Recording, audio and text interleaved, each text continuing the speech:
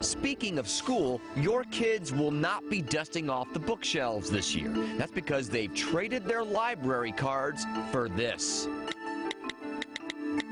A new study has some pretty alarming findings. 1 in 3 U.S. high school seniors did not read a book for fun in 2016. But 82% of them visited Facebook, Twitter, and Instagram every day. And listen to this.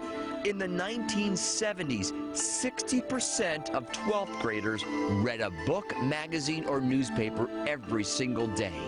Now that number is down to just 16%. And joining us now is Rollins College Communication Professor, Dr. Ted Grunellis. Dr. Ted, thanks for joining us. Good to see you. Great to have you. Great to have you. I find these statistics sad and surprising. Do you?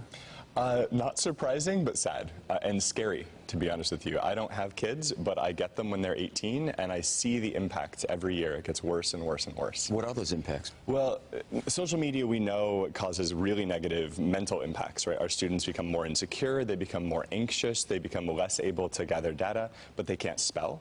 They can't write, they can't use grammar, and they really have no idea how to read and do the research that they will have to do when they go into the working world.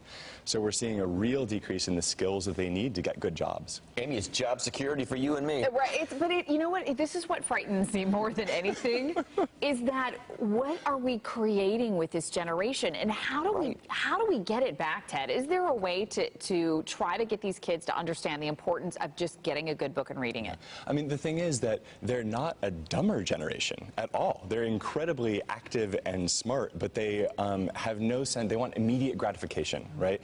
And unfortunately, what they go to for that immediate gratification are things that they get that depress them and make them really sad and obsessive.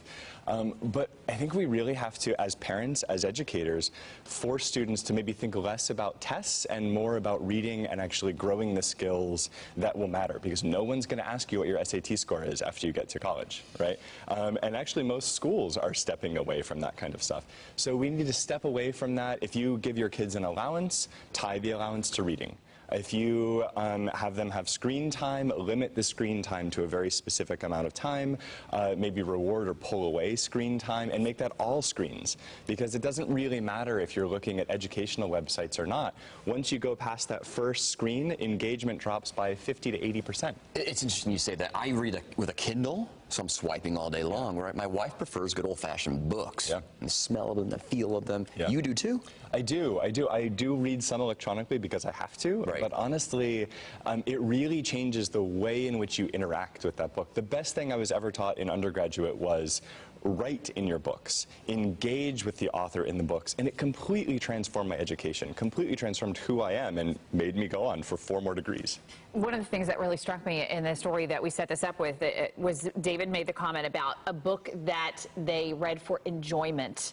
Yeah. And isn't that another factor, too, is that a lot of times these kids are assigned a book and it's not something that interests them? Absolutely, yeah. Absolutely. So this is an educational problem, right? This is where we start to pull away the joy from reading and make it mandatory fun or mandatory just whatever, right? And the thing is, there are brilliant, amazing, fun, high literature books that students can read, let alone things that, like, Bill Gates recommends books every year that are engaging, but based on data, based on things that people might actually want to know.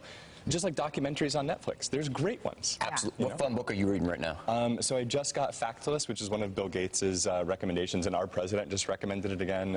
And then I'm reading like 2 novels at the same time. Good for you. Good for you. Dr. Ted. Rollins College Professor. So much. Appreciate you joining us today. Great to see.